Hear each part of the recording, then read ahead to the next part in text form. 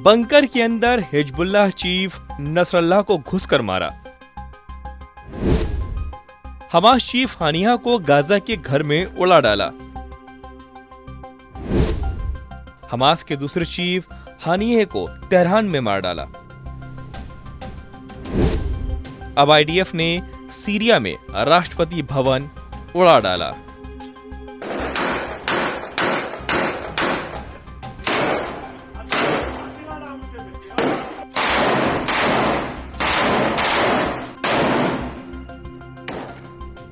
Israel की फौज यानी आईडीएफ यानी इजराइल डिफेंस फोर्स बेहद ही आक्रामक मूड में आ गई है।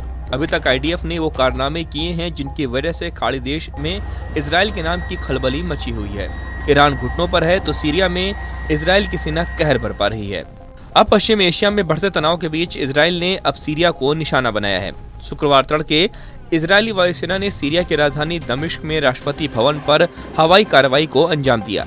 ये हमला पीपुल्स पैलेस के निकट एक पहाड़ी क्षेत्र में हुआ, जिससे पूरे शहर में अफरा तफरी मच गई। हालांकि अभी तक इस हमले में हुए नुकसान की आधिकारिक जानकारी सामने नहीं आई है, लेकिन ये हमला ऐसे समय में हुआ जब दक्षिणी सीरिया में डूज अल्पसंख्यक समुदाय और सरकार समर्थक मिलिशिया के बीच हिंसक झड़पें कई दिनों से जारी थी। इन झड़पों में दर्जनों लोगों के हताहत होने की खबर है।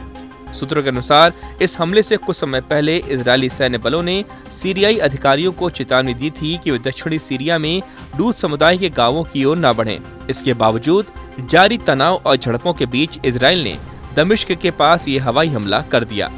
इजरायली सेना ने एक संक्षिप्त बयान में बताया कि उनके फाइटर जेट्स ने दमिश्क में राष्ट्रपति हुसैन अल शरा के आवास के निकट लक्षित कार्रवाई की। हालांकि हमले के सटीक उद्देश्य और परिणामों को लेकर अभी तक ज्यादा विवरण साझा नहीं किए गए। वर्तमान में इजराइल न केवल सीरिया बल्कि फलस्तीन में हमास, लेबनान में हिजबुल्लाह और यमन में हूती विद्रोहियों के खिलाफ भी सैन्य अभियानों में सक्रिय है। इस क्षेत्रीय संघर्ष के चलते हालात बेहद संवेदनशील बन गए हैं। डूज समुदाय जो मध्य पूर्व में एक धार्मिक अल्पसंख्यक समूह है, सीरिया में महत्वपूर्ण उपस्थिति रखता है।